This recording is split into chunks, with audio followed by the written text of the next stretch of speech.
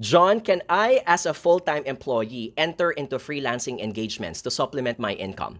Yes, you can, but you have to consider two important things. Number one, check first your employment contracts. Some companies don't have any issue with this. Some companies do. They don't like the idea that their full-time employee is engaged with multiple preoccupations and their attention is divided. You also have to check your freelancing gig contract. Is it a daytime job? Is it a nighttime job? It could be a nighttime job, but you're still on call to attend meetings in the morning. And this might not sit well with your full-time job. Also, check the fine print always. Second thing is conflict of interest. If you're working for a food and beverage company and the freelancing gig is also for a food and beverage company and they may be competitors, there's conflict of interest because you may be sharing confidential information among parties.